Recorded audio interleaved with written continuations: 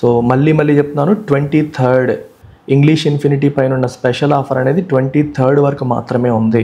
So 999 రూపీస్కి మీకు వస్తుంది. ఈరోజు 21st అంటే సండే లోపు, ఎల్లుండి లోపు ఎవరన్నా జాయిన్ అయితే వాళ్ళకి 999 రూపీస్కే ఈ ప్రోగ్రామ్ అనేది అందుబాటులో ఉంటుంది. ఎల్లుండి లోపు జాయిన్ కాకపోతే ఈ ఆఫర్ అనేది ఉండదు, గుర్తుపెట్టుకోండి. సో ఈ కోర్స్ అనేది అన్ని ఎగ్జామ్స్కి, బ్యాంక్ ఎగ్జామ్స్కి, ఎస్ఎస్సికి, యూపీఎస్సికి అందరికీ సూటబుల్గా ఉండే ప్రోగ్రామ్. 23rd మార్చ్లోపు మీరు జాయిన్ అయ్యి ప్రోగ్రాంలోకి ఎన్రోల్ అవ్వండి. క్లాసెస్ మొత్తం నేనే స్వయంగా హ్యాండిల్ చేస్తున్నాను. ఇది మన యాప్, మీరు డౌన్లోడ్ చేసుకోవచ్చు. అండ్ ఈ నెంబర్కి మీరు కాంటాక్ట్ చేసి ఇంకా ఏమైనా డౌట్స్ ఉంటే వివరాలు తెలుసుకోవచ్చు. సో ఇవాల్టి ఎడిటోరియల్ ఫ్రీ అండ్ ఫెయిర్ అనే పేరుతో మనకి కనిపిస్తుంది. Free and fair very very important అమ్మ, గుర్తుపెట్టుకోండి. ECI must not view calls for transparency as attempts to undermine it. So elections అనగానే మనకి ఫస్ట్ గుర్తు రావాల్సిన పదాలు ఈ రెండు, ఫ్రీ అండ్ ఫెయిర్. అంటే ఎటువంటి ఇబ్బందులు, ఎటువంటి రెస్ట్రిక్షన్స్, ఎటువంటి కన్స్ట్రైంట్స్ లేకుండా ఫెయిర్గా, అంటే ఏ ఒక్క పార్టీకి అనుకూలంగా ఉండేలా కాకుండా అందరికీ సమన్యాయం జరిగేలాగా, అన్ని పార్టీలకి సమానమైన అవకాశాలు కల్పించేలాగా ఎలక్షన్స్ అనేవి జరగాలి అనేది most important aspect in electoral democracy. So free and fair elections అనేవి బెడ్రాక్ ఆఫ్ డెమోక్రసీ అని మనం చెప్పొచ్చు. డెమోక్రసీకి ఇది బెడ్రాక్ అంటే ఒక ఫౌండేషన్గా మనం చెప్పొచ్చు ఫ్రీ అండ్ ఫెయిర్ ఎలక్షన్స్ అనేవి. ECI must not view calls for transparency as attempts to undermine it. ECI అంటే election commission of India must not view అంటే భావించడం, కాల్స్ ఫర్ ట్రాన్స్పరెన్సీ, మీరు ట్రాన్స్పరెంట్గా ఉండాలి, మీరు డేటా అంతా కూడా పబ్లిక్ ముందు పెట్టాలి అని చెప్పి వివిధ రాజకీయ పార్టీలు ఎలక్షన్ కమిషన్ ఆఫ్ ఇండియా పైన ప్రెషర్ పెడుతూ ఉంటాయి. సో దాన్ని ఎలక్షన్ కమిషన్ ఆఫ్ ఇండియా వీళ్ళు మమ్మల్ని వీకెన్ చేయడానికి ట్రై చేస్తున్నారు అని భావించకూడదు. ECI must not view calls for transparency as attempts to undermine it. Undermine అంటే అర్థం ఏంటమ్మా? అండర్మైన్ అంటే వీకెన్. అండర్మైన్ అంటే మీనింగ్ ఏంటి? Weaken. Undermine meaning weaken. Transparency అంటే మీ అందరికీ తెలుసు, ట్రాన్స్పరెన్సీ అంటే పారదర్శకత, అంటే ఓపెన్నెస్. సో మీరు ఓపెన్గా ఉండాలి, ఏ విషయాలు దాయకూడదు, అన్ని పార్టీలకు అన్ని వివరాలు తెలియజెప్పాలని చెప్పేసి రాజకీయ పార్టీలు ఎలక్షన్ కమిషన్ ఆఫ్ ఇండియా మీద ప్రెషర్ పెడుతూ ఉంటాయి. సో ఈ ప్రెషర్ని ఎలక్షన్ కమిషన్ ఆఫ్ ఇండియా నెగిటివ్గా చూడకూడదు, అది మమ్మల్ని అండర్మైన్ చేయడానికే చేస్తున్నారని ఎలక్షన్ కమిషన్ ఆఫ్ ఇండియా భావించకూడదు. The Election Commission of India, ECI, seems to have softened its stand about disclosing absolute numbers of booth-wise votes cast in elections. So booth-wise ఓట్లు ఎన్ని cost అయ్యాయి, కాస్ట్ అంటే ఎన్ని వేశారు అనే నెంబరు డేటా మాకు ఇవ్వండి అని చెప్పి అపోజిషన్ పార్టీస్ అడుగుతున్నాయి. సో ఇంతకుముందు ఎలక్షన్ కమిషన్ ఆఫ్ ఇండియా ఇవ్వను అని చెప్పేది, ఇప్పుడు ఏముంటుందంటే it seems to have softened it stand. Soften అంటే కొంచెం మెత్తబడినట్టుగా కనిపిస్తుంది. మెత్తబడ్డం అంటే అర్థం ఏంటి అంటే అంత గట్టిగా నేను చెయ్యను ఇవ్వను అన్న ఎలక్షన్ కమిషన్ ఆఫ్ ఇండియా ఇప్పుడు కొంచెం ఏంటమ్మా, కొంచెం మెత్తబడినట్టుగా కనిపిస్తుంది. తన స్టాండ్ని సాఫెన్ చేసినట్టుగా కనిపిస్తుంది about disclosing absolute numbers of booth wise votes. Disclosing అంటే బయట పెట్టడం, అబ్సల్యూట్ నెంబర్స్ అంటే ఎగ్జాక్ట్గా ఎంతమంది ఈ బూత్లో ఓటు వేశారు, ఈ డేటా పెట్టమంటే ఎంతమంది పెట్టనని చెప్పింది. ఇప్పుడు ఆ విషయంలో కొంచెం తన మంకుపట్టు సడలించుకున్నట్టుగా కనిపిస్తోంది. Last year when the question arose in the midst of the multiphase general election, last year when the question arose అంటే క్వశ్చన్ వచ్చినప్పుడు, అరైజ్ అయినప్పుడు, ఇన్ ద మిడ్స్ట్ ఆఫ్ అంటే in the middle of the multiphase general election. Multiphase అంటే multiple ఫేజెస్లో election జరిగింది. దాని మధ్యలో ఈ ప్రశ్న అనేది అరైజ్ అయింది, ఎవరో లేవనెత్తారు. సో ఆ టైంలో the ECI took the position that it had no legal mandate to disclose details of Form 17C Part 1, which contains the total number of electors in each booth and those who had actually voted, to anyone other than the candidate or its polling agent. అప్పుడు election commission of India ఏం చెప్పిందంటే, మాకు legal mandate లేదు, అంటే చట్టపరంగా లీగల్గా మాకు ఎటువంటి ఆబ్లిగేషను లేదు. మ్యాండేట్ అంటే రెస్పాన్సిబిలిటీ. అంటే ఇప్పుడు మనకి ఎలక్షన్ కమిషన్ ఆఫ్ ఇండియాకి సంబంధించిన చట్టాలు ఉంటాయి, రిప్రజెంటేషన్ ఆఫ్ పీపుల్స్ యాక్ట్ ఉంటుంది. సో ఈ చట్టపరంగా నేను ఈ డేటాని బయటికి రివీల్ చేయాల్సిన అవసరం మాకు లేదు అని ఎలక్షన్ కమిషన్ ఆఫ్ ఇండియా చెప్పింది. డిస్క్లోజ్ అంటే బయట పెట్టడం, మ్యాండేట్ అంటే ఇక్కడ రెస్పాన్సిబిలిటీ అని అర్థం. సో ఈ డీటెయిల్స్ ఎందులో ఉంటాయి? ఫామ్ 17C పార్ట్ 1లో ఉంటాయి. దాంట్లో ఏముంటుంది? టోటల్ నెంబర్ ఆఫ్ ఎలక్టర్స్, అంటే ఈచ్ బూత్లో ఓటు వేసే హక్కు ఉన్న వాళ్ళు ఎంతమంది, మరియు and those who had actually voted, అందులో యాక్చువల్గా ఓటు వేసిన వాళ్ళు ఎంతమంది. సో ఓటు వేసే హక్కు ఉన్న వాళ్ళు ఎంతమంది, యాక్చువల్గా ఓటు వేసిన వాళ్ళు ఎంతమంది అనే డేటా మనకి ఫామ్ 17C పార్ట్ 1లో ఉంటుంది. సో ఈ డేటా అనేది క్యాండిడేట్కి లేదా పోలింగ్ ఏజెంట్కి తప్పితే మిగిలిన వాళ్ళకి డిస్క్లోజ్ చేయాల్సిన అవసరం మాకు లేదు అని ఎలక్షన్ కమిషన్ ఆఫ్ ఇండియా క్లియర్గా చెప్పింది. మాకు ఆ రెస్పాన్సిబిలిటీ లేదు, ఏ చట్టం కూడా అది మాకు చెప్పమని చెప్పట్లేదని చెప్పింది. In a recent hearing it has said the chief election commissioner Gyanesh Kumar, who took over recently, is open to meeting representatives of organizations and individuals who have sought a direction to the ECI to upload scanned, authenticated and legible copies of Form 17C on its website. ఇది recent హియరింగ్లో మనకి election commission chief election commissioner Gyanesh Kumar రీసెంట్గా ఆయన chief election కమిషనర్గా పదవి బాధ్యతలు స్వీకరించారు. Took over అంటే ఆయన బాధ్యతలు స్వీకరించారు అని అర్థం. ఆయన ఏమన్నారు? Is open to meeting representatives of organisations. So different organisations మరియు ఇండివిజువల్స్ ఎవరైతే ఎలక్షన్ కమిషన్ ఆఫ్ ఇండియాని ఈ ఫామ్ 17Cని స్కాన్ చేసి అథెంటికేట్ చేసి, అంటే కరెక్ట్గా కాదని వెరిఫై చేసి, లెజిబుల్ క్లియర్గా కనిపించేలాంటి, లెజిబుల్ అంటే అర్థం ఏంటమ్మా? ఈజీలీ అండర్స్టాండబుల్, ఆ కాపీస్ని వెబ్సైట్లో అప్లోడ్ చేయమని ఎవరైతే అంటున్నారో వాళ్ళందరితో ఒక మీటింగ్కి నేను సిద్ధం అని చెప్పేసి chief election commissioner Gyanesh Kumar చెప్పడం జరిగింది. The Supreme Court of India has asked Trinamool Congress Member of Parliament Mahua Moitra and representatives of the Association for Democratic Reforms to give a representation to the ECI and seek a meeting. Supreme Court of India ఏం చేసింది? So supreme కోర్టులో కొంతమంది petition వేశారనమాట. So supreme court ఏం చెప్పిందంటే, మీరు election commission of ఇండియాకి ఒక representation ఇవ్వండి, వాళ్ళతో ఒక మీటింగ్ పెట్టుకోండి. ప్రతిదానికి అంటే జ్యుడిషియరీ బలవంతంగా ఫోర్స్ చేసేదానికంటే కూడా మీరు వాళ్ళతో ఒక మీటింగ్ పెట్టుకోండి, ఆ రిప్రజెంటేషన్ ఇచ్చి మీటింగ్ పెట్టండి అని చెప్పి వాళ్ళకి సలహా చెప్పడం అనేది జరిగింది. While it may not mean that the ECI has already agreed to make absolute numbers of voters universally available, it may result in evolving a system of disclosure about turnouts both in terms of numbers and percentages. అయితే ఇక్కడ గమనించండి, sentence చాలా important. While it may not mean that ECI has already agreed to make absolute numbers of voters universally available. అయితే ఇప్పుడు it may not mean that the ECI has already agreed. ఇప్పుడు దీని అర్థం ఏంటి? సో ఇప్పుడు మన Gyanesh Kumar CEC వాళ్ళని కలవడానికి రెడీగా ఉన్నారు, వాళ్ళని కలవడానికి సిద్ధంగా ఉన్నారు. ఎవరిని? డిఫరెంట్ పార్టీల యొక్క రిప్రజెంటేటివ్స్ని, వాళ్ళందరినీ కలవడానికి నేను సిద్ధంగా ఉన్నాను అని చెప్పేసి election commission of India chairperson కొత్త సిఈసి అన్నారు. దాని అర్థం అంటే మేము రెడీగా ఉన్నాము, అబ్సల్యూట్ నెంబర్ ఆఫ్ ఓటర్స్ ఎంతమంది ఉన్నారో మొత్తం యూనివర్సల్గా అవైలబుల్గా పెడతాము అని కాదు. దాని అర్థం అది కాదు. దాని అర్థం అది కాకపోతే అట్లీస్ట్ వాళ్ళు ఓపెన్గా ఉన్నారు, వినడానికి సిద్ధంగా ఉన్నారు అనే విషయం మనకి ఏం తెలియజేస్తుంది? It may result in evolving a system of disclosure about turnouts. అది దేనికి దారి తీయచ్చమ్మా? It may result in evolving a system of disclosure about turnouts. So ఎంతమంది టర్న్అవుట్ అవుతున్నారు, ఎంతమంది మనకి ఓటింగ్లో పార్టిసిపేట్ చేస్తున్నారు అనే విషయంలో ప్రాపర్ డిస్క్లోజర్స్, అంటే ఇకపై మనం ఎంత డేటా రివీల్ చేయాలి, ఎంత డేటా ఉంచాలి అనే విషయంలో ఒక ఎవల్యూషన్ అంటే పరిణామం చెందడం. అంటే ఈ రోజుకైతే ఏమీ షేర్ చేయట్లేదు, కానీ డిస్కషన్ చేద్దాం అంటున్నారు. సో ఈ రోజుకి అబ్సల్యూట్ డేటా ఆయన షేర్ చేయొచ్చు, షేర్ చేయకపోవచ్చు, కానీ ఆ దిశగా మొదటి అడుగైతే పడే అవకాశం ఉంది అని మనకి అక్కడ కనిపిస్తుంది. In 2024, the ECI did release some details about turnout through its voter turnout app. 2024లో the Election Commission of India did release some details, కొంత డేటాని రిలీజ్ చేసింది about turnout through its voter turnout app. Voter turnout app అని ఒకటి ఉంటుంది, దాని ద్వారా కొంత డేటాని ఎలక్షన్ కమిషన్ ఆఫ్ ఇండియా 2024లో రిలీజ్ చేసింది. But it also became a source of endless speculation as the percentages given were seen to be unusually higher than what was disclosed at the polling. Okay, అయితే మనకి ఏమైందంటే it also became a source of endless speculation. Endless అంటే అంతం లేని, అంతులేని. Speculation అంటే ఊహాగానాలు. So ఎప్పుడైతే election commission of India voter turnout యాప్లో ఈ టర్న్అవుట్ డేటాని పెట్టిందో అది ఒక అంతులేని ఊహాగానాలకి ఒక సోర్స్గా మారిపోయింది. ఎందుకని?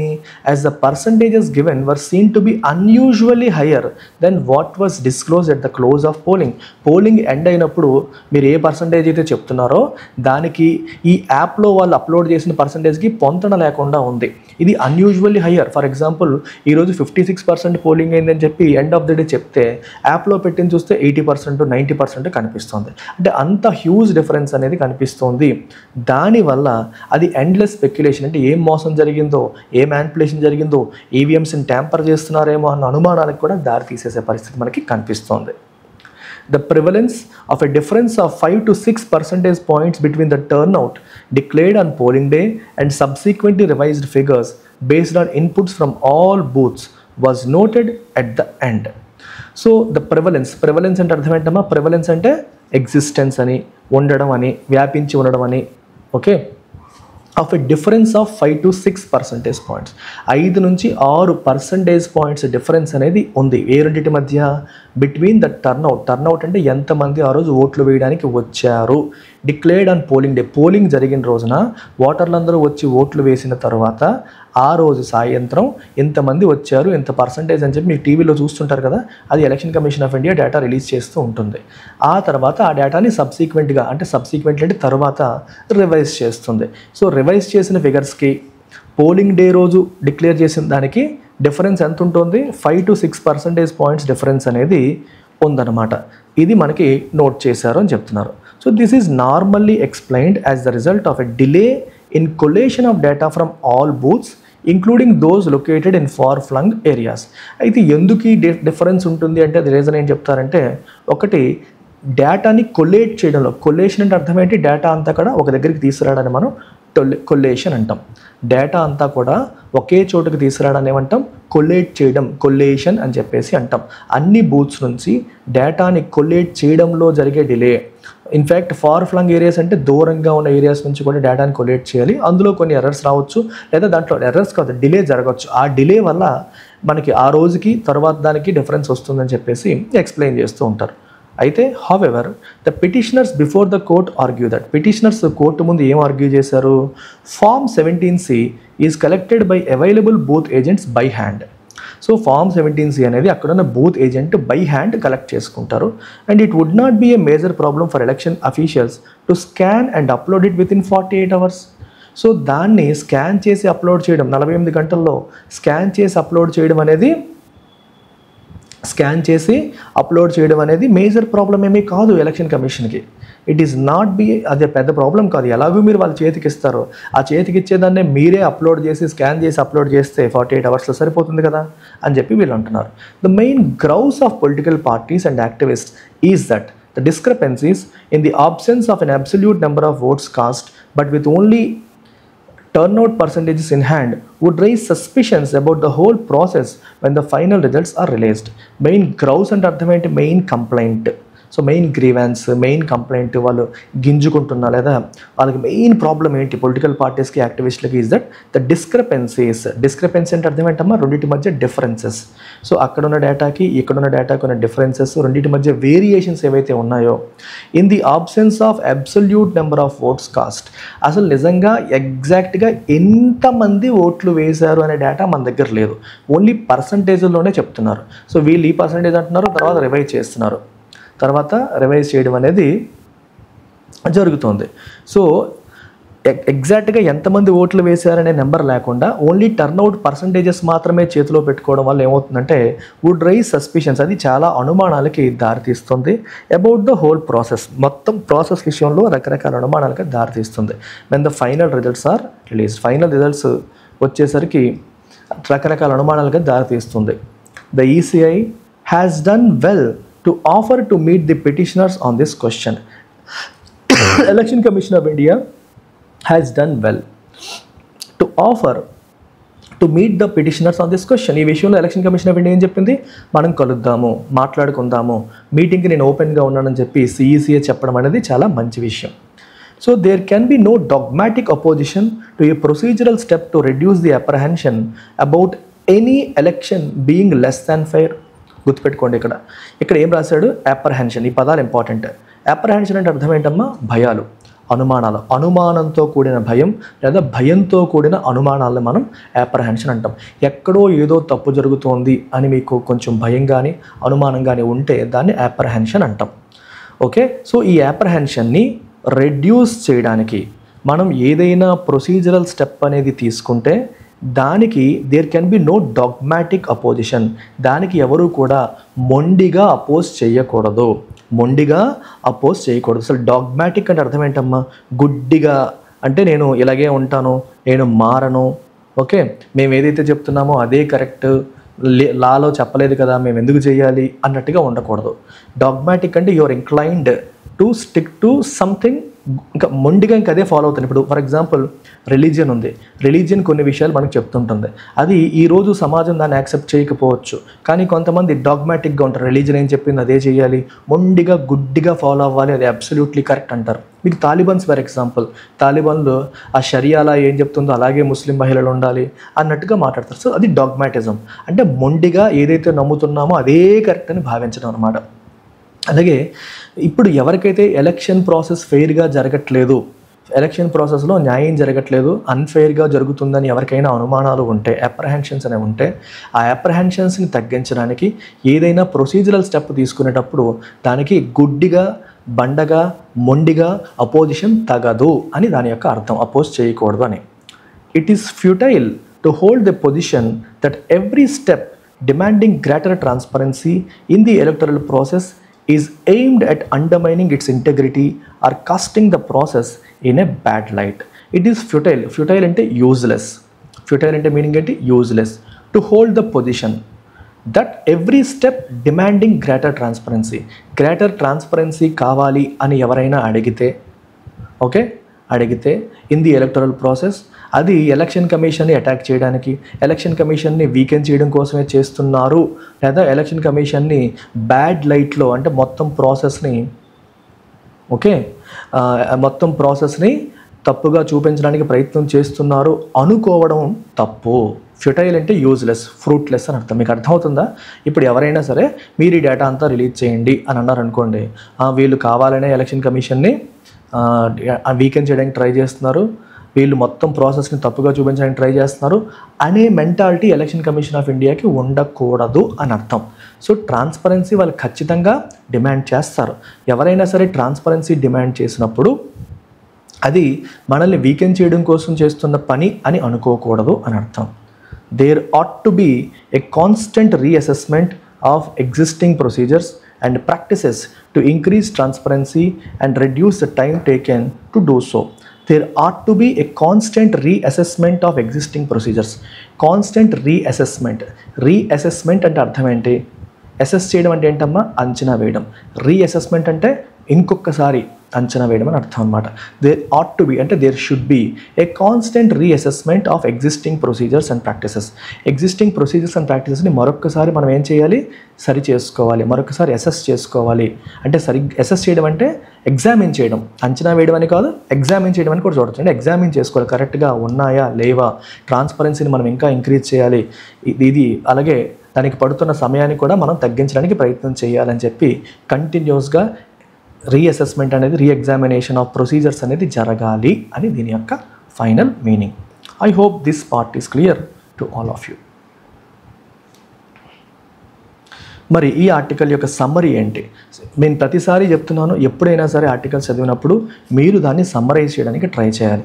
సమ్మరైజ్ చేయడం అంటే ఆర్టికల్లో ఉన్న కోర్ ఎసెన్స్ని మాత్రమే బయటికి తీసుకోవాలి, అనవసరమైన డేటాని, ఎగ్జాంపుల్స్ని సమ్మరీలో రాయకూడదు. ఇప్పుడు ఈ ఆర్టికల్ అంతా మీరు ఒకసారి నెమరు వేసుకుంటే మీకు ఏమనిపిస్తుంది? ఎలక్షన్ కమిషన్ ఆఫ్ ఇండియా ఒకప్పుడు మొండిగా ఉండేది, కానీ ఇప్పుడు కొంచెం సాఫ్ట్ అయింది.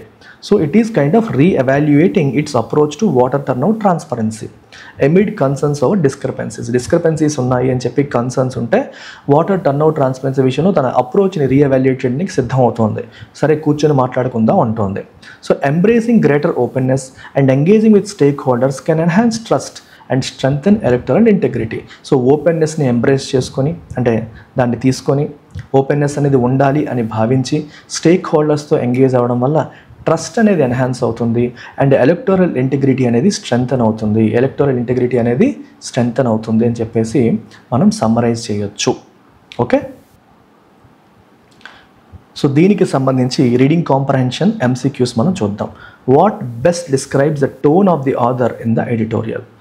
ఈ ఎడిటోరియల్లో ఆథర్ యొక్క టోన్ని మనం ఎలా డిస్క్రైబ్ చేయొచ్చు? మొదటిది pedantic and prescriptive, advocating strict adherence to existing norms as it ఈస్గా ఫాలో అవ్వాలి అని ప్రిస్క్రైబ్ చేస్తుందా ఆథర్ యొక్క టోను? నో. పెడాంటిక్ కన్నా ప్రిస్క్రిప్టివ్ అంటే అర్థం ప్రిస్క్రైబ్ ఎలా ఉండాలి అలా ఉండాలి అని చెప్పడం. నో, ఆథర్ టోన్ ఎలా ఉండాలి అలా ఉండాలి, ఇప్పుడున్న రూల్స్ అన్నీ ఫాలో అవ్వాలి అని చెప్పట్లేదు. Measured and analytical, emphasising the need for procedural reassessment. Yes, present ఉన్న ప్రొసీజర్లో లోపాలు ఉండొచ్చు, సో దాన్ని రీఅసెస్ చేసుకోవాల్సిన అవసరం ఉంది అని మెజర్డ్గా అనలిటికల్గా డీల్ చేశారు. అంటే మెజర్డ్ అంటే అర్థం ఏంటంటే ఎటువైపు ఊగిపోకుండా, కంప్లీట్గా తిట్టేయకుండా, కంప్లీట్గా పొగడేయకుండా, ఆచితూచి అంటాం చూడండి తెలుగులో, ఆచితూచి వ్యవహరించారు అంటే మెజర్డ్గా ప్రవర్తించారు. ఓకే, ఏం చేస్తే ఏమవుతుందని చెప్పి అన్ని వైపులో ఆలోచించి అడుగులు వేస్తే మనకి మెజర్డ్ అప్రోచ్ అని చెప్పేసి అంటాం. ఇది కరెక్ట్. మూడోది కూడా చూద్దాం, సినికల్ అండ్ ఎక్యూజేటరీ. సినికల్ అంటే అనుమానిస్తూ, ఎక్యూజేటర్ అంటే ఆరోపిస్తూ. Questioning the legitimacy of electoral process అంటే కంప్లీట్గా ఆధార్ నెగిటివ్ టోన్లో ఉంటే ఇది మీరు పెట్టొచ్చు, కానీ ఆధార్ కంప్లీట్ నెగిటివ్ టోన్లో లేరు. ఎందుకంటే ఎలక్షన్ కమిషన్ ఆఫ్ ఇండియాని కూడా అభినందిస్తున్నారు, అట్లీస్ట్ వాళ్ళకి స్టెప్ వేస్తున్నారు అని. Apathetic and detached, showing little concern for electoral transparency అంటే ఆధార్ అసలు డిటాచ్డ్గా, ఎపథెటిక్ అంటే ఎటువంటి ఎమోషన్ లేకుండా, పట్టించుకోకుండా, ఎలక్టోరల్ ట్రాన్స్పరెన్సీ పట్ల ఎటువంటి కన్సర్న్ లేకుండా ప్రవర్తిస్తున్నారు అని అర్థం. నో, ఆ టోన్లో కూడా లేదు. So answer is B. Second question is on main idea. What best captures the main idea of the article? So article యొక్క మెయిన్ ఐడియాని ఏది క్యాప్చర్ చేస్తుంది? ఆర్టికల్ యొక్క మెయిన్ ఐడియాని కింది వాటిలో ఏది క్యాప్చర్ చేస్తుంది మీరు ఒకసారి చూడండి. టు డూ సో అంటే అలా చేయడానికి, టు డూ సో అంటే సుబ్బయ్య అలా చేయడానికి. Ensuring procedural transparency in elections is crucial for maintaining public trust and addressing concerns over discrepancies. అవునా కాదా? Main idea of the article first ఆప్షన్లా కనిపిస్తుంది చూడండి. ప్రొసీజరల్ ట్రాన్స్పరెన్సీ అనేది మెయింటైన్ చేయడం అనేది క్రూషియల్ అంటే ఇంపార్టెంట్. దేనికోసం? ఫర్ మెయింటైనింగ్ పబ్లిక్ ట్రస్ట్, ప్రజల నమ్మకాన్ని మెయింటైన్ చేయడానికి. అలాగే డిస్క్రిపెన్సీస్ విషయంలో కన్సర్న్స్ని అడ్రస్ చేయడానికి మనకి ఏం కావాలి? ప్రొసీజరల్ ట్రాన్స్పరెన్సీ అనే దాన్ని మనం ఎన్ష్యూర్ చేయాలి. కరెక్టే కదా? Absolutely correct. This is absolutely correct. మనం ముందుకెళ్ళిపోవచ్చు.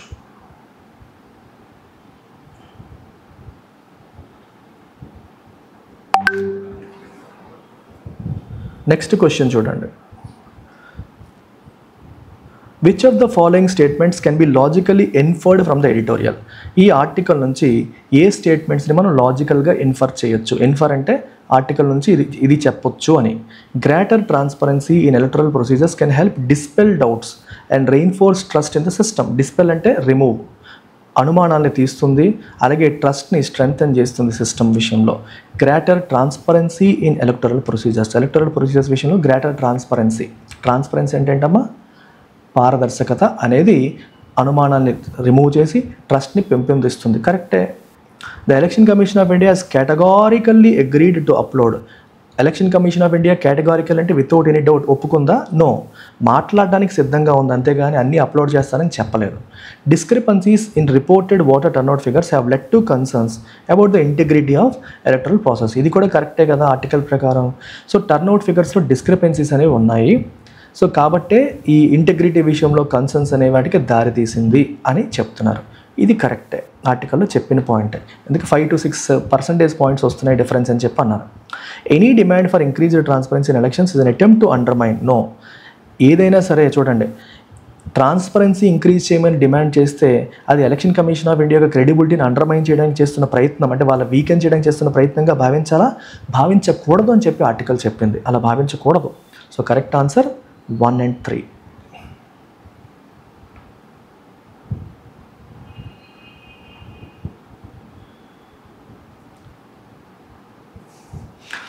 Which of the following assumptions is implicit in the editorial's argument? So ఈ ఆర్గ్యుమెంట్లో ఇంప్లిసిట్గా ఉన్న అజంప్షన్స్ ఏమిటి? Public skepticism about electoral processes can be mitigated through greater procedural transparency. Public skepticism about electoral processes, very very important చూడండి. Public skepticism about electoral processes విషయంలో ప్రజలకి scepticism అంటే అనుమానాలు ఏవైతే ఉంటాయో ఇట్ క్యాన్ బి మిటిగేటెడ్, దాన్ని రెడ్యూస్ చేయొచ్చు. ఎలా? త్రూ గ్రేటర్ ప్రొసీజరల్ ట్రాన్స్పరెన్సీస్తో దాన్ని మనం మిటిగేట్ చేయొచ్చు. కరెక్టే కదా? చేయొచ్చు. అంటే మన ప్రొసీజర్ ట్రాన్స్పరెంట్గా ఉంటే ప్రజలకున్న అనుమానాలు అనేవి పోతాయి. Then election commission's credibility depends on its willingness to adapt to evolving expectations of openness. So ఎప్పుడైతే ఎవాల్వింగ్ ఎక్స్పెక్టేషన్స్, ప్రజలు వాళ్ళ నుంచి ఇంకా ఓపెన్గా ఉండాలని ఎక్స్పెక్ట్ చేస్తూ ఉంటారు, ఆ ఎక్స్పెక్టేషన్స్ తగ్గట్టుగా ఎలక్షన్ కమిషన్ ఆఫ్ ఇండియా కూడా విల్లింగ్గా ఉంటే, ఎక్స్పెక్టేషన్స్కి తగ్గట్టు ఎలక్షన్ కమిషన్ ఆఫ్ ఇండియా కూడా విల్లింగ్గా ఉంటే అప్పుడు దాని క్రెడిబిలిటీ ఇంకా ఎన్హాన్స్ అవుతుంది అన్నట్టుగా చెప్పారు. Seems like correct. The absence of absolute voter turnout numbers in the public domain inherently weakens electoral legitimacy. Absolute voter numbers అనేవి బయట పెట్టకపోవడం వల్ల ఎలక్టరల్ లెజిటిమసీ ఇన్హెరెంట్లీ ఇంకా బై డిఫాల్ట్ అది వీకెన్ చేసేస్తుంది అని చెప్పొచ్చా? లేదు, వాళ్ళకి కొన్ని అనుమానాలు ఉన్నాయి అంతే. అనుమానాలు ఉన్నంత మాత్రాన ఎలక్టరల్ లెజిటిమసీయే పోతుంది అని మనం అబ్సల్యూట్గా చెప్పలేము, బై డిఫాల్ట్ చెప్పలేము. సో ఇది కరెక్ట్ కాదు. Election related data discrepancies are primarily a result of procedural delays rather than intentional manipulation.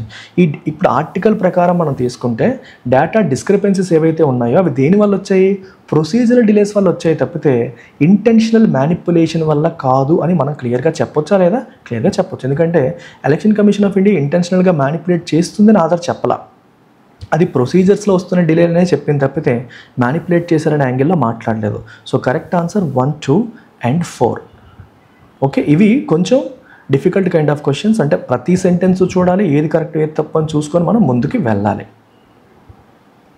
Last question reading కాంప్రహెన్షన్లో, which of the following if true would most weaken the argument presented in the editorial? మీకు ప్రతిరోజు ఈ type of question మీకు అలవాటు చేస్తున్నాను. As of now ఈ model questions bank ఎగ్జామ్స్లో కానీ CSATలో కానీ రావట్లేదు, కానీ వచ్చే అవకాశం ఉంది. Because these kind of questions appear in GMAT and CAT. ఈ రెండు ఎగ్జామ్స్లో ఈ తరహా క్వశ్చన్స్ చాలా కామన్గా వస్తాయి. సో ఒకవేళ వీళ్ళు మీ డిఫికల్టీ లెవెల్ని పెంచాలి అనుకుంటే ఈ తరహా క్వశ్చన్స్ యాడ్ చేస్తారు. అందుకోసమనే మీకు ఈ టైప్ ఆఫ్ క్వశ్చన్ని అలవాటు చేస్తున్నాను. So which of the following if true అంటే అర్థం ఏంటి? ఈ స్టేట్మెంట్ మీరు నిజం అనుకోవాలి. ఈ నాలుగింటిని నిజం అనుకొని ఏ స్టేట్మెంట్ ఆధార్ యొక్క ఆర్గ్యుమెంట్ని వీకెన్ చేస్తుంది అన్నారు. అంటే ఆధార్ చెప్పిన దానికి ఆపోజిట్గా ఏముందని మీరు కనిపెట్టాలి. Multiple independent audits of past elections have found no correlation between turnout discrepancies and electoral malpractice. So turnout discrepancies ki electoral malpractice ki ఎటువంటి correlation లేదు అని ఇంతకు ముందు చేసిన ఎన్నో ఇండిపెండెంట్ ఆడిట్స్ మనకి కనిపెట్టాయి అంటున్నారు. సో ఆధార్ ఏమంటున్నారు? మనకి ట్రాన్స్పరెన్సీ ఎన్హాన్స్ అవ్వాలి అంటే ఆధార్ ఏం చెప్తున్నారు? ట్రాన్స్పరెన్సీ ఎన్హాన్స్ అవ్వాలి అంటే ఈ అపోజిషన్ పార్టీ వాళ్ళు చెప్పినట్టుగా మీరు ఆ టర్న్అవుట్ డిస్క్రిపెన్సీస్కి సంబంధించిన డేటా అంతా రిలీజ్ చేయాలి, లేకపోతే వాళ్ళకి అనుమానాలు వస్తాయి అంటున్నారు. కానీ ఇంతకుముందు గతంలో ఎన్నో ఇండిపెండెంట్ ఆడిట్ జరిగాయంట, ఈ రెండింటికి సంబంధమే లేదు. అంటే టర్న్అవుట్ డిస్క్రిపెన్సీస్కి ఎలక్టరల్ మాల్ ప్రాక్టీస్ అంటే ఎలక్షన్స్ తప్పుగా జరిగాయడానికి లింక్ లేదు అని గతంలో ఎన్నో జరిగిన ఆడిట్స్ మనకి తేల్చాయని చెప్పారు. అంటే అర్థం ఏంటి? ఈ వాటర్ టర్న్అవుట్ డేటాలో డిస్క్రిపెన్సీస్ ఉన్నప్పటికీ, అంటే నెంబర్స్ వేరియేషన్స్ ఉన్నప్పటికీ అది మాల్ ప్రాక్టీసెస్కి సంబంధించింది కాదు అని క్రిస్టల్ క్లియర్గా ఎస్టాబ్లిష్ అయితే వారి డేటా రిలీజ్ చేయకపోతే ట్రాన్స్పరెన్సీ ఉండదు, అన్ఫెయిర్ అని అనుమానాలు వస్తాయని ఎందుకు అనుకోవాలి? మీకు అర్థమవుతుంది ఇక్కడ ఎడిటోరియల్ యొక్క ఆర్గ్యుమెంట్ ఏంటి? ట్రాన్స్పరెన్సీ ఓకే ఉంటే అది ఫెయిర్ అనే నమ్మకం ఇస్తుంది అని. సో ఇక్కడ ఆప్షన్ ఏ ఏం చెప్తుంది? ఈ వాటర్ టర్న్అవుట్ డేటాలో డిస్క్రిపెన్సీస్ ఉన్నాయి, దీనికి ఎలక్టరల్ మాల్ ప్రాక్టీసెస్కి అసలు సంబంధమే లేదు, ఈ రెండుకి కనెక్షనే లేదు అని చెప్పేసి రకరకాల ఆడిట్స్ చెప్తున్నాయి అనుకోండి. ఎక్కడ చెప్పేసారు ఆడిట్స్? ఇఫ్ ట్రూ అన్నాడంటే అది అనుకోవాలి, మీరు ఎస్యూమ్ చేసుకోవాలి. మరి అలాంటప్పుడు ఈ డిస్క్రిపెన్సీస్ ఉన్నప్పటికీ ఎలక్షన్లో మాల్ ప్రాక్టీసెస్ జరుగుతున్నట్టు కాదు అని అర్థం. ఎలక్షన్స్లో మాల్ ప్రాక్టీసెస్ జరుగుతున్నట్టు కాదు అనుకున్నప్పుడు ఆ ప్రాసెస్ని మనం అన్ఫెయిర్ అని ఎలా అంటాము? అది అన్ఫెయిర్ కాదు. సో కాబట్టి అది అన్ఫెయిర్ అని అనుమానాలు పెట్టుకోవాల్సిన అవసరం లేదు అని అర్థం. సో కాబట్టి ఆన్సర్ ఇది అవుతుంది. ఈ ఆర్గ్యుమెంట్ అనేది ఆదర్ ఈ స్టేట్మెంట్ని ఆదర్ ఆర్గ్యుమెంట్ని వీకెన్ చేస్తుంది. మీకు చెప్తున్నాను మళ్ళీ, it requires multi layer thinking. So other argument ఒక లేయర్లో పెట్టుకోవాలి, అండ్ ఈ స్టేట్మెంట్ నిజం అనుకొని కింది లేయర్లో పెట్టుకోవాలి. ఇది అందులో ఉన్న లాజిక్ని వీకెన్ చేస్తుందా, స్ట్రెంగ్తెన్ చేస్తుందా, అపోజ్ చేస్తుందా, లేదా సహకరిస్తుందా అనేది మనం చెక్ చేయాలి. So this requires you to think laterally. కొంచెం మల్టీ లేయర్ థింకింగ్ అనేది అవసరం. స్టార్టింగ్లో డిఫికల్ట్గా అనిపించినప్పటికీ మీరు డైలీ ప్రాక్టీస్ చేస్తుంటే మీకు ఈ థాట్ ప్రాసెస్ అనేది బిల్డ్ అవుతుంది. ఇది మీరు ఒకవేళ రేపు పొద్దున అన్ఎక్స్పెక్టెడ్ మోడల్ వచ్చినా సరే చెయ్యాలి అనే ఉద్దేశంతో ఇస్తున్న additional question. So if you trust me, you follow it daily. ఇప్పుడు వొకాబులరీలోకి వస్తే first word of the day apprehension. Apprehension అంటే a feeling of anxiety or dread. Dread అంటే భయం అబౌట్ అన్ ఇంపెండింగ్ ఈవెంట్. జరగబోతున్న ఈవెంట్ విషయంలో ఒక భయం కావచ్చు, యాంగ్జైటీ కావచ్చు, దాన్ని మనం అప్రహెన్షన్ అంటాం. సో సినోనిమ్స్ ట్రెపిడేషన్ అంటే వణికిపోవడం, కాన్స్టర్నేషన్ సర్ప్రైజ్తో కూడిన భయం, పర్టర్బేషన్ అంటే అగైన్ డిస్టర్బ్ అయిపోవడం, ఫోర్ బోర్డింగ్ అంటే ఏదో జరిగిపోతుంది అని చెప్పి భయపడ్డాన్ని ఫోర్ బోర్డింగ్ అని చెప్పేసి అంటారు. So antonyms equanimity, sangfroid, certitude, nonchalance. అంటే ఈక్వానిమిటీ అంటే పాయిజ్డ్గా, కామ్గా ఉండడం. ఈ పదం చూడండి, ఫస్ట్ టైం వచ్చింది మీకు. డిఫికల్ట్ వర్డ్స్ అన్ని నేను పెడుతున్నాను. సాంగ్ ఫ్రాయిడ్ ఏంటమ్మా వర్డ్? సాంగ్ ఫ్రాయిడ్ అంటే కంపోజర్ అండ్ కూల్నెస్. డేంజర్లో కూడా, కష్టమైన సిచ్యువేషన్స్లో కూడా కంపోజ్డ్గా, కామ్గా. మన మహేంద్ర సింగ్ ధోని ఎంత టెన్షన్గా ఉన్నా సరే తను ప్రెషర్ తీసుకోడు. సో అది సాంగ్ ఫ్రాయిడ్నెస్. సర్టిట్యూడ్ స్ట్రాంగ్గా ఉండడం. నాన్చెలెన్స్ అంటే ఎమోషన్లెస్గా ఉండగలగడం. అది యాంటోనిమ్స్గా చెప్పొచ్చు. The absence of concrete voter turnout data fuelled public apprehension. So data లేకపోవడం వల్ల జనాల్లో భయాలు, అనుమానాలు అనేవి పెరిగాయి. Especially with respect to the legitimacy of election process. Election process లెజిటిమేట్గా అవుతుందా లేదని చెప్పి అనుమానాలకి దారితీసింది. Next word collation. The systematic collection and arrangement of information. Collate చేయడం అంటే ఏంటమ్మా, ఇన్ఫర్మేషన్ అంతా సిస్టమాటిక్గా కలెక్ట్ చేసి ఒక చోట పెట్టడాన్ని మనం కొలేట్ చేయడం అని చెప్పేసి అంటాం. సో సినోనిమ్స్ ఏంటి దీనికి? Aggregation, compilation, assimilation, synthesis. Aggregate చేయడం అంటే అంతా ఒక చోట తీసుకురావడం, కంపైల్ చేయడం అన్న సేమ్ మీనింగ్, ఎసిమిలేషన్ అన్న సిమిలర్గా ఉండవన్నీ ఒక దగ్గర తీసుకురావడం, సింథసిస్ అన్న కలపడం. ఆపోజిట్ డిస్పర్సల్ అంటే విడగొట్టేయడం, మిస్మేనేజ్మెంట్ అడ్డదిడ్డంగా మెయింటైన్ చేయడం, ఎంట్రోపీ, డిరేంజ్మెంట్. ఎంట్రోపీ అనే పదం విన్నారు ఎప్పుడైనా సరే? Have you heard about this word entropy? కెమిస్ట్రీలో మీకు వస్తుంది ఎంట్రోపీ, ఫిజిక్స్లో వస్తుంది. ఎంట్రోపీ అంటే thermodynamic quantity representing unavailability of a systems thermal energy. అది ఫిజిక్స్లో. బట్ జనరల్ మీనింగ్ ఏంటంటే ల్యాక్ ఆఫ్ ఆర్డర్, ఒక ఆర్డర్ లేకపోవడం, డిజార్డర్ అని అర్థం.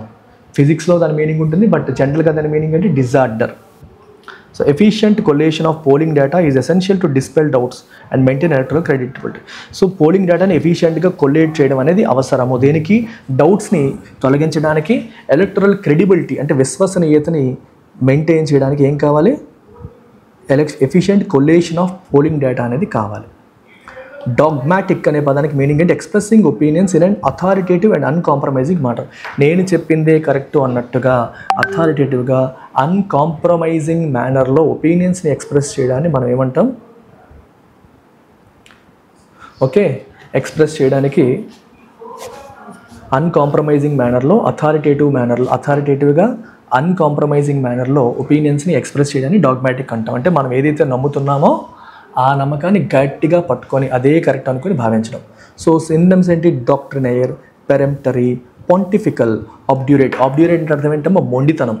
ఆబ్డ్యూరేట్ అంటే బాగా మొండి అని అర్థం. మీకు మొండి అనే పదానికి ఇంకొన్ని పదాలు పట్టుకోండి. అలాగే పాంటిఫికల్ అన్నా నేను ఏదైతే నమ్ముతున్నానో అదే కరెక్ట్ అని అథారిటేటివ్గా చెప్పడం. సో మరి పెరెంప్టరీ అంటే ఇవన్నీ సినోనిమ్స్, సిమిలర్ వర్డ్స్. ఓకే, నేను చెప్పింది మీరు ఖచ్చితంగా వినాలి, నేను చెప్పినట్టుగా మీరు భావించాలి అనే కైండ్ ఆఫ్ మైండ్ సెట్ అనమాట. అటెన్షన్ పే చేయండి, నేను చెప్పినట్టుగా వినండి అన్నట్టుగా బిహేవ్ చేయడం peremptory behaviour. Antonyms eclectic, latitudinal, exigent, amenable. Amenable అంటే ఓపెన్గా ఉండడం, ఎక్విజ్ అంటే చెప్పిన మాట వినడం. అలాగే లాటిట్యూడినల్ అన్నారు. లాటిట్యూడినల్ అనే పదం విన్నారు ఎప్పుడైనా సరే? ఇది కొత్త పదం. సో ప్రతిరోజు కూడా మనం డిఫికల్ట్ వర్డ్స్ పెట్టుకుంటున్నాం కాబట్టి దానివల్ల మనకి ఏమొస్తుంది? లాటిట్యూడినల్ కాదమ్మా, లాటిట్యూడినేరియన్ అంటే అర్థం ఏంటి? బేసికల్గా ప్రిఫరెన్స్ అనేది ఒక రకంగా ఏం చెప్తారంటే వీడు ఒకవైపు ఒక మాటే ఇలాగే ఉంటానని కాకుండా ఓపెన్గా ఉంటాడని అర్థం. సో వాళ్ళు ఓపెన్గా ఉండడం అనే మీనింగ్ అక్కడ మనకు వస్తుంది. వాళ్ళు మొండిగా ఉండరు, ఓపెన్గా ఉంటారు అనేది వాళ్ళ మీనింగ్. ఒక మతమే కరెక్ట్, ఒక పద్ధతే కరెక్ట్ అని కాకుండా వాళ్ళు ఓపెన్నెస్ని మెయింటైన్ చేస్తారు. అట్లాంటి వాళ్ళని లాటిట్యూడినేరియన్స్ అంటాం. Next word eclectic. ఎక్లెక్టిక్ అన్న మీనింగ్ ఏంటంటే ఒక బ్రాడ్ రేంజ్ ఆఫ్ అంశాల నుంచి, someone who is eclectic derives ideas from broad range of subjects. చాలా చాలా డిఫరెంట్ ఏరియాస్ నుంచి ఐడియాస్ని గ్యాదర్ చేసేవాడిని మనం ఎక్లెక్టిక్ అని చెప్పేసి అంటాం. అలాంటి పర్సన్ని మనం ఎక్లెక్టిక్ పర్సన్ అని చెప్పేసి అంటాం. A dogmatic refusal to consider reforms in electoral procedures may erode public trust over time. Dogmatic అంటే గుడ్డిగా నేను అనుకుందే కరెక్ట్ అంటూ రిఫార్మ్స్ని కన్సిడర్ చేయనని చెప్పి మొండిగా రిఫ్యూజ్ చేయడం అనేది పబ్లిక్ ట్రస్ట్ని రిమూవ్ చేసే అవకాశం అనేది ఉంటుంది, తొలగించే అవకాశం ఉంటుంది. ఎగ్జంప్షన్ నిన్న కూడా వచ్చింది. The act of being ఫ్రీడ్ from a rule or obligation. Rule నుంచి కానీ, ఆబ్లిగేషన్ నుంచి కానీ, పనిష్మెంట్ నుంచి కానీ మనకి లభించే ఫ్రీడమ్ని మనం ఏమంటాం? ఎగ్జంప్షన్. ఆ ఫ్రీడమ్ని మనం ఏమంటామో వీ కాల్ ఇట్ ఎగ్జంప్షన్. దాన్ని ఎగ్జంప్షన్ అని పిలుస్తాం. So synonyms dispensation, impunity, immunity, indemnity. చూసారా, ఇమ్యూనిటీ అంటే ప్రొటెక్షన్, ఇంప్యూనిటీ అంటే ఫ్రీడమ్ ఫ్రమ్ పనిష్మెంట్, ఇండెమ్నిటీ అన్నా కూడా అంతే. మీకు రూల్ నుంచి వాటి నుంచి వచ్చే ఎగ్జంప్షన్ ఇండెమ్నిటీ అంటాం. మనకి ఇండియాలో military rule, okay, martial law అని చెప్పంటాం. మార్షల్ లా విధిస్తే ఆ టైంలో వాళ్ళు చట్టాలను అతిక్రమించినా సరే వాళ్ళకి ఇండెమ్నిటీ ఉంటుంది. ఎవరికి? మిలిటరీ వాళ్ళకి ఇండెమ్నిటీ అనేది ఉంటుంది. వాళ్ళకి కోర్టులో వాళ్ళ మీద కేసులు వేయడానికి లేదు. ఆపోజిట్ ఆనర్స్ అంటే రెస్పాన్సిబిలిటీ, ఇన్కంబెన్స్ అంటే అధికారం అంటే బాధ్యత అన్నట్టు, కంపల్షన్ అంటే ఖచ్చితంగా చేయాలన్నట్టు, ఎన్కంబరెన్స్ అంటే ఒక రెస్ట్రిక్షన్ అన్నట్టు. The exemption from public disclosure of polling data has become a contentious issue in discussions on electoral transparency. Electoral ట్రాన్స్పరెన్సీకి సంబంధించిన డిస్కషన్స్లో public disclosure of public data, polling డేటాని అది ఎగ్జంప్షన్ కావాలి అని చెప్పి కోరుకోవడం ఏదైతే ఉందో అది ఒక కంటెన్షియస్ ఇష్యూగా మారింది. అంటే వివాదాస్పదమైన అంశంగా మారింది. పోలింగ్ డేటా డిస్క్లోజ్ చేయకుండా ఎగ్జంప్షన్ కోరుకోవడం వివాదాస్పదమైంది అంటున్నారు.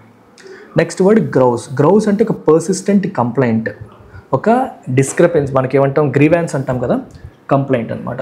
సో సినోనిమ్స్ రిమాన్స్ట్రెన్స్, ఇది చెప్పాను. పబ్లిక్గా మనం కంప్లైంట్ ఇవ్వడం, కోపాన్ని వ్యక్తపరచడం. అబ్జర్గేషన్ పదం కూడా చూసాం. క్యావిల్, రిపైనింగ్. ఈ క్యావిల్, రిపైనింగ్ ఈరోజు మీకు ఫస్ట్ టైం వస్తున్న వర్డ్స్. సో ప్రతిరోజు కూడా మీరు ఎన్నో కొన్ని వర్డ్స్ రిపీట్ అవుతూ ఉంటాయి, కొన్ని వర్డ్స్ మీకు వస్తుంటాయి. క్యావిల్ అంటే ఒక అన్నెసరీ అబ్జెక్షన్స్ చేయడానికి క్యావిల్ చేయడం అంటాం. సో క్యావిల్ అనేది అంత పాజిటివ్ వర్డ్ కాదు. అన్నెసరీగా అబ్జెక్ట్ చేయడం, కంప్లైంట్ చేయడానికి క్యావిల్ అని చెప్పేసి అంటాం. అలాగే రిపైన్. రిపైన్ అనే పదం చూసారా? REPINE. రిపైన్ అన్నా కూడా మన డిస్కంటెంట్, డిస్సాటిస్ఫాక్షన్ ఎక్స్ప్రెస్ చేయడాన్ని రిపైన్ చేయడం అంటాం. రిమాన్స్ట్రెన్స్ అన్న కోపాన్ని, బాధని వ్యక్తపరచడం, కంప్లైంట్ని వ్యక్తపరచడం. Antonyms acquiescence, commendation, approbation, veneration. Veneration అంటే ఏంటమ్మా? రెస్పెక్ట్. ఎక్విజెన్స్, కమెండేషన్. కమెండేషన్ అంటే ఏంటి? పొగడ్డం, ప్రశంసించడం. అప్రొబేషన్ అంటే, వెనరేషన్ అంటే గౌరవించడం. ఎక్విజెన్స్ అంటే చెప్పిన మాట వినడం. అప్రొబేషన్ అంటే మీనింగ్ ఏంటి? విన్నారా? అప్రొబేషన్ చెప్పాలి, మీరు వెంటనే చెప్తూ ఉండాలి. మీరు ఫాస్ట్గా చెప్తే అవుతుంది. అప్రొబేషన్ అన్న అప్రూవల్ లేదా ప్రైజ్, పొగడ్డం అనే మీనింగ్ వస్తుంది. So opposition parties continue to grouse about the opacity of the voter turnout figure. Opacity అంటే lack of transparency. Voter turnout figures మీరు ట్రాన్స్పరెంట్గా మెయింటైన్ చేయట్లేదని opposition parties the continue to grouse అంటే complaint ఇస్తూ ఉన్నాయి. Citing inconsistency అన్నింటినీ చూపిస్తూ అని అర్థం. Last word integrity. The quality of being honest and adhering to strong moral principles. Integrity అంటే నిజాయితీగా, నిబద్ధతతో ఉండడం అనమాట. సో సినోనిమ్స్ అంటే ప్రొబిటీ, రెక్టిట్యూడ్, ఇన్కరప్టబిలిటీ, వెరాసిటీ. ఇవన్నీ సినోనిమ్స్, నిజాయితీకి సంబంధించిన పదాలు. ఆపోజిట్ టర్పిట్యూడ్, మారల్ టర్పిట్యూడ్ అంటారు, అంటే సరైన పద్ధతిగా ఉండకపోవడం. వెనాలిటీ, డూప్లిసిటీ, పెర్ఫిడీ. డూప్లిసిటీ అంటే మోసం. డూప్లిసిటీ అంటే మీనింగ్ ఏంటమ్మా? మోసం అన్నట్టు. డూప్లిసిటీ మీనింగ్ ఏంటి? డిసీట్ఫుల్నెస్, మోసం అనే మీనింగ్ వస్తుంది. పెర్ఫిడీ మీనింగ్ ఏంటి? Again deceitful, untrustworthy. Deceitful, untrustworthy అని. అలాగే వెనాలిటీ అంటే మీనింగ్ ఏంటమ్మా? Quality of being susceptible to bribery or corruption. If someone is venality అంటే అర్థమైంది. వెరాసిటీకి వెనాలిటీకి చూసారా? ఒక అక్షరం 2-3 అక్షరాలతో మారిపోయింది. వెరాసిటీ అంటే నిజాయితీగా ఉండడం, వెనాలిటీ అంటే బ్రైబరీకి అన్నిటికీ లొంగిపోయేవాడు, లంచాలకి లొంగిపోయేవాడిని మనం వెనాలిటీ అంటాం. టర్పిట్యూడ్ అంటే again moral turpitude, rules follow అవ్వకపోవడం, పద్ధతిగా ఉండకపోవడం, ప్రిన్సిపల్డ్గా ఉండకపోవడం. Upholding the integrity of the electoral process is paramount to sustaining democratic institutions. Democratic institutions మనం కాపాడుకోవాలంటే ఎలక్టరల్ ప్రాసెస్ యొక్క ఇంటిగ్రిటీని మనం కాపాడుకోవాలి అని అర్థం. అప్హోల్డింగ్ డిఫెండ్ చేయాలని అర్థం. ఇంకో వర్డ్ ఉంది స్పెక్యులేషన్ అంటే ఏంటి అర్థం? ది యాక్ట్ ఆఫ్ మేకింగ్ కంజెక్చర్స్ అంటే guesses and farming theories without sufficient evidence లేకుండా మీరు రేపు ఏం జరిగిపోతుందని చెప్పి గెస్ చేసేయడాన్ని స్పెక్యులేషన్, ఊహాగానాలు అంటాం. సో సర్మైజ్, సపోజిషన్, కంజెక్చర్, ప్రిజంప్షన్ ఇవన్నీ సినోనిమ్స్గా తీసుకోవచ్చు. ఆపోజిట్ సబ్స్టాన్షియేషన్, ఇండుబిటబిలిటీ, కొరాబరేషన్, సర్టిట్యూడ్ ఇవన్నీ యాంటోనిమ్స్గా మనం తీసుకుంటాం. అంటే ఇక్కడ పక్కాగా తెలుసు అనేటప్పుడు ఈ యాంటోనిమ్స్, గెస్ చేస్తానన్నప్పుడు పైన సినోనిమ్స్ మనం తీసుకుంటాం. ఇండుబిటబుల్ అంటే అసలు ఎటువంటి డౌట్ లేదు, సబ్స్టాన్షియేషన్ అంటే విత్ ఎవిడెన్స్ అన్నట్టు. The delay in updating voter turnout figures led to rampant speculation and allegations of manipulation. Voter turnout figures ని అప్డేట్ చేయడంలో డిలే అనేది దేనికి దారితీస్తుంది? ర్యాంపెంట్ స్పెక్యులేషన్ బాగా పెరగడానికి, అలాగే మ్యానిపులేషన్ జరుగుతుంది అన్న అలిగేషన్స్కి దారితీస్తుంది. రిసెప్టివ్ అంటే it's an adjective which means open and willing to consider new ideas. నేను అనుకున్నదే కరెక్ట్ అని కాకుండా కొత్త ఐడియాస్ని కన్సిడర్ చేయడానికి ఓపెన్గా ఉండడం, విల్లింగ్గా ఉండడాన్ని మనం రిసెప్టివ్ అంటాం. అకామిడేటివ్, ఎమీనబుల్, ప్లయంట్, పెర్స్పికేషియస్ లాంటి పదాన్ని మనం సినోనిమ్స్గా తీసుకోవచ్చు. అకామిడేటివ్ అంటే వాళ్ళ వ్యూస్ని అకామిడేట్ చేస్తున్నారు, వింటున్నారని. ఎమీనబుల్ అంటే ఓపెన్నెస్గా ఉన్నారని. ప్లయంట్, కంప్లయంట్, పెర్స్పికేషియస్ అన్నీ కూడా సినోనిమ్స్. ఆపోజిట్ ఇంపర్వియస్ అంటే ఇంకా వేరే దేన్ని అలౌ చేయకపోవడం. రిఫ్రాక్టరీ అంటే మొండి, ఇంట్రాన్సిడెంట్ అన్న మొండి, డాక్ట్రినేర్ అన్న నేను అనుకున్నదే కరెక్ట్ అన్న భావజాలం. Election commission's new found receptive stance. So transparency measures విషయంలో ఎలక్షన్ కమిషన్ ఆఫ్ ఇండియా ఓపెన్గా ఉండడం అనేది it signals shift in policy. So వాళ్ళ పాలసీలో ఒక షిఫ్ట్ వస్తుందనే విషయం మనకి తెలుస్తుంది. Idiom of the day, reading between the lines. Reading between the lines అనే ఇడియంకి మీనింగ్ ఏంటో చూద్దాం. అంటే to understand a deeper or hidden meaning beyond what is explicitly stated. Reading between the lines అంటే అర్థం ఏంటమ్మా?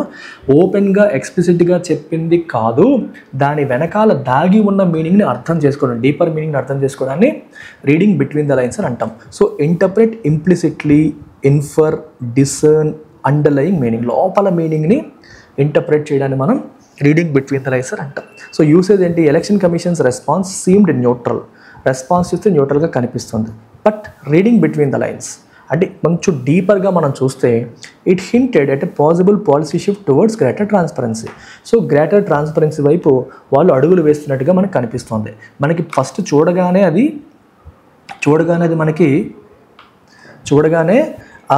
మనకి న్యూట్రల్గా అనిపించినప్పటికీ లేదు, తర్వాత కొంచెం డీపర్గా మనం చూసేసరికి వాళ్ళు ట్రాన్స్పరెన్సీ వైపు అడుగులు వేస్తున్నారని చెప్పి మనకి తెలుస్తుంది. ఇది రీడింగ్ బిట్వీన్ ద లైన్స్ అంటే అర్థం ఏంటమ్మా? బయటికి కనిపించేది కాదు, ఇంటర్నల్ డీపర్ మీనింగ్ని తెలుసుకోవడానికి ప్రయత్నం చేయడం. And error spotting MCQ of the day, identify the part of the sentence that contains an error. If there is no error select D. పెట్టండి అమ్మ ఆన్సర్. చూస్తున్న వాళ్ళు ఆన్సర్ పెట్టండి. ఇక్కడికి మనం క్లోజ్ చేద్దాం.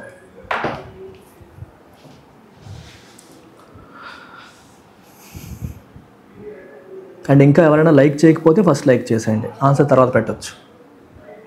ఆన్సర్ మీరు తర్వాత అన్నా పెట్టచ్చు, ఫస్ట్ అయితే లైక్ చేసేయండి.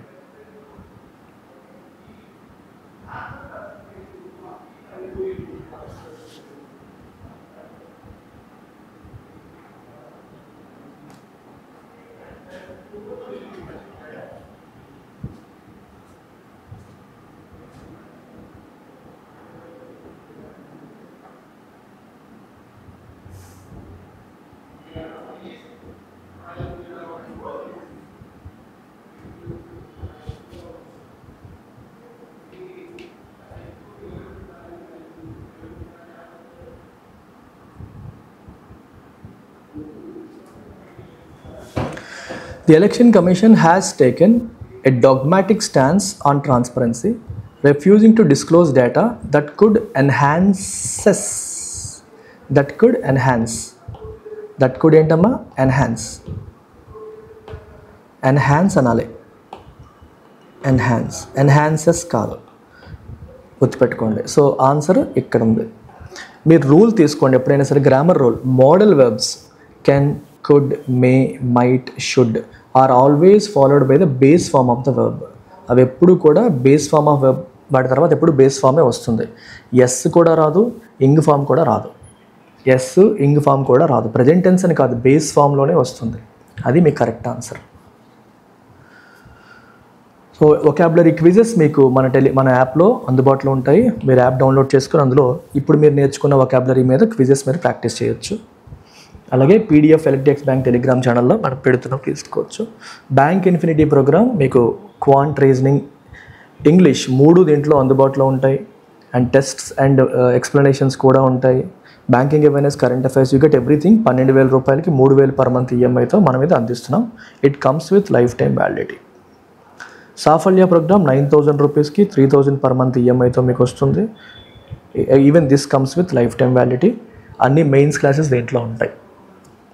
English infinity, bank PO clerk, CGL, CSAT ఇవన్నీ మీకు 999 రూపీస్కి 3 months వ్యాలిడిటీతో అందిస్తున్నాను. సో ఇది 23rd March లోపు జాయిన్ అయ్యే వాళ్ళకి మాత్రమే. ఇంకా ఏమైనా క్వశ్చన్స్ ఉంటే, డౌట్స్ ఉంటే మీరు నన్ను అడగచ్చు.